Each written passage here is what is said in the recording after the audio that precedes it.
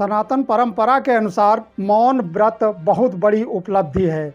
कहा गया है आपातकालीन मर्यादा से जब चुनाव प्रचार करना होता है तब मौन व्रत को प्रधानमंत्री नरेंद्र मोदी जी तोड़ देते हैं। विपक्ष बीजेपी पर तरह तरह के आरोप लगाते हैं कि 10 साल में सिर्फ राम मंदिर 370 और हिंदू मुस्लिम के अलावा और बहुत कुछ किया है।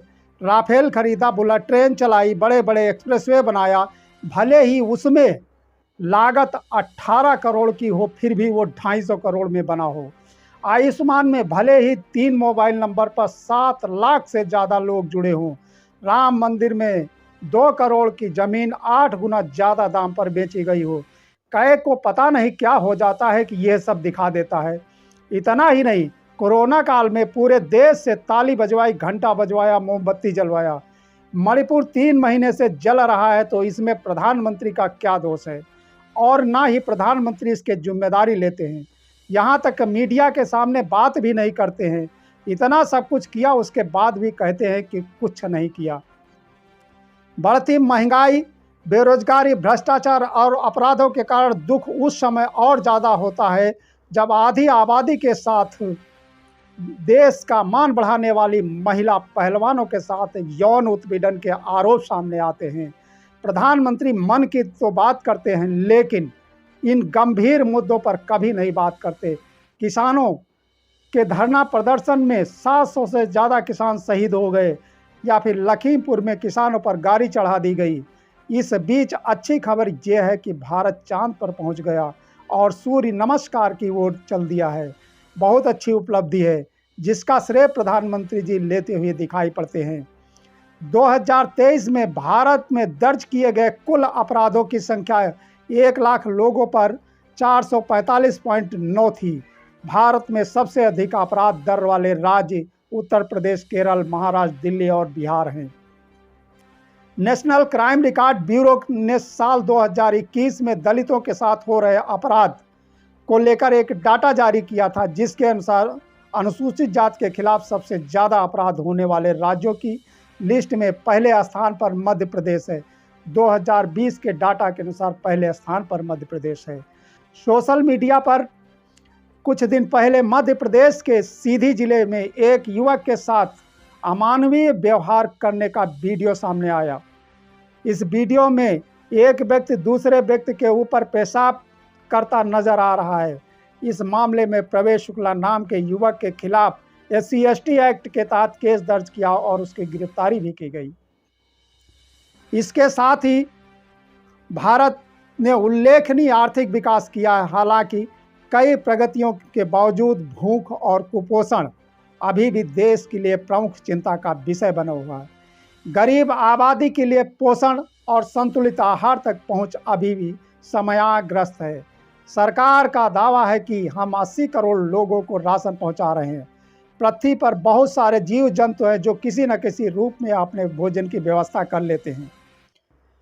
यहाँ तक हम बात करने जा रहे हैं कि पौष्टिक भोजन की, जिसकी आज बहुत बड़ी कमी है, जिससे बच्चों में कई प्रकार की बीमारियां जन्म लेती हैं और उनकी असमय मृत्यु हो जाती है। बेहतर स्वास्थ्य के लिए मोटे अनाज की अहमियत पर बल दिया। अब देश में मोटे अनाज को लेकर चर्चा शुरू हो गई है, लेकिन कई लोग तो ऐसे भी हैं जिन्हें मोटे अनाज के बारे में कोई जानकारी नहीं है। अब NSSO की रिपोर्ट में कहा गया है कि देश में बेरोजगारी दर 2017-18 में 45 साल के उच्च स्तर पर यानी 6.1% पर पहुंच गई है।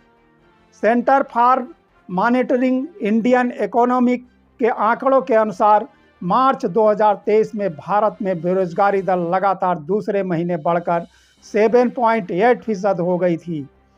CMI के आंकड़ों के अनुसार मार्च महीने के दौरान भारत के शहरी क्षेत्रों में बेरोजगारी की दर 8.51% रही थी, जबकि ग्रामीण क्षेत्रों में यह दर 7.47% थी। अभी अपने देश में बेरोजगारी की स्थिति काफ़ी गंभीर है।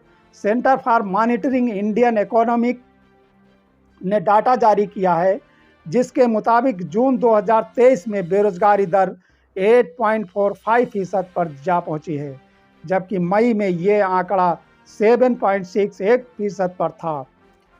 हरियाणा में भारत में सबसे अधिक बेरोजगारी दर 29.4% है, जबकि छत्तीसगढ़ में सबसे कम 0.8% है। अब ग्लोबल हंगर इंडेक्स 2022 की जारी रिपोर्ट के अनुसार भारत की स्थिति और खराब हो गई है। 121 देशों की रैंकिंग में भारत 107वें स्थान पर है। भारत से बेहतर स्थिति पाकिस्तान, बांग्लादेश, नेपाल और श्रीलंका की है। सामान्य दृष्टिकोण में भूखमरी हंगर भोजन की कमी से होने वाली परेशानी को संदर्भित करती है।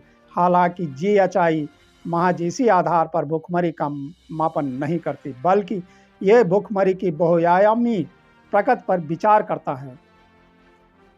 अल्प पोषण जनसंख्या का वो हिस्सा जिसका कैलोरी सेवन अपर्याप्त है। चाइल्ड स्टंटिंग 5 वर्ष से कम आयु के बच्चों का वो हिस्सा जिनका कद उनकी आयु के अनुरूप कम है, जो गंभीर अल्प पोषण को दर्शाता है। चाइल्ड वेस्टिंग 5 वर्ष से कम आयु के बच्चों का वो हिस्सा जिनका वजन उनके कद के अनुरूप कम है, जो तीव्र अल्पोषण को दर्शाता है। बाल मृत्यु दर 5 वर्ष की आयु से पूर्व मृत्यु का शिकार हो जाने वाले बच्चों का हिस्सा, जो अपर्याप्त पोषण और अस्वास्थ्यकर वातावरण के घातक मिश्रण को प्रकट करता है। यह एक एडिटोरियल 18/10/2021 को इंडियन एक्सप्रेस में प्रकाशित लेख पर आधारित है।